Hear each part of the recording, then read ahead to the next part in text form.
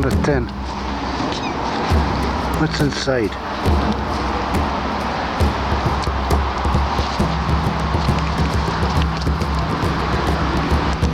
Dope. Paraphernalia. No, I don't think so. It's one of the... Money, is it? No, Kim, I think it might be geocaching. Maybe, I don't know what geocache. No, it'll be a kid's kind of treasure hunt thing, I think. Kids toolbox. Could do. Toolbox. It's called Queen Street, but I'm not sure.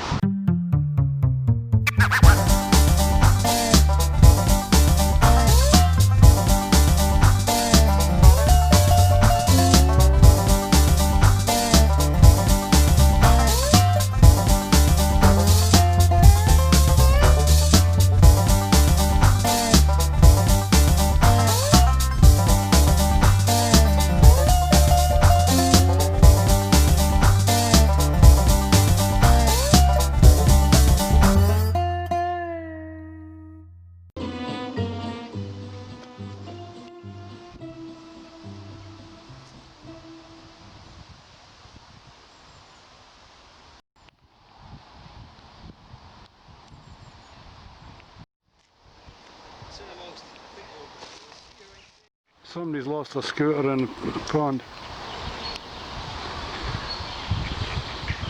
Poor ducks there.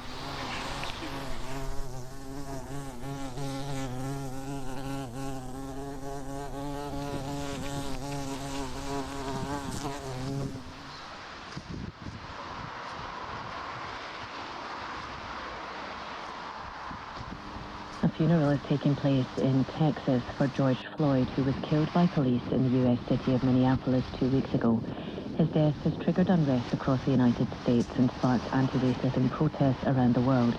The Reverend Dr. Mary White delivered a prayer reflecting on the collective response to Mr. Floyd's death. We thank you for the life of George Floyd, oh God, that at a moment when he called out for his mama, we believe that the ears of mamas across this nation reared up, that the ears of mamas across this world heard him cry, even though for one mama, all mamas began to wail. It may be a small thing, but small steps are what it takes to creating a society where people are able to be comfortable with each other, where people are able to actually have that freedom. The events in Bristol have emboldened people in other parts of the country as well. In Cardiff, the leader of the City Council said he'll support calls to remove the statue of the 19th century slave trader Thomas Picton. And in London, the Mayor, Sadiq Khan, is setting up a commission to consider the future of some statues and landmarks. Street names, street squares, murals, and not only are there some of slavers that I think should be taken down, and the Commission will advise us on that, but actually we haven't got enough representation of people of colour, black people, women. In Glasgow, anti-racist campaigners have been swapping street names with slave trade connections to ones with the names of slaves. The emblems and figures of the past, now the target of the frustrations of today.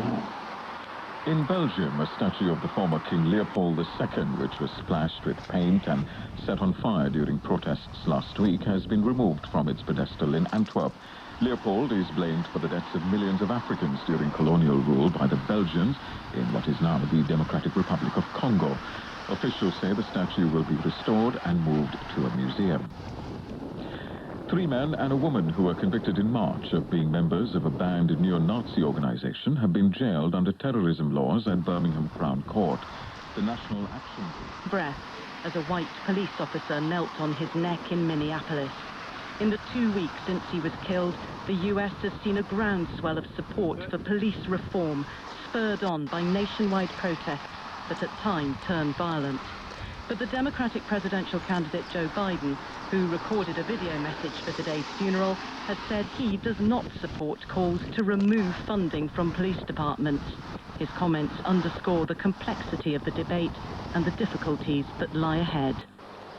In the UK, the wave of anti-racism protests triggered by George Floyd's death has given rise to campaigns demanding the removal of statues and other public monuments that honour figures associated with Britain's colonial era. On Sunday, protesters in Bristol toppled a statue of the slave trader Edward Colston.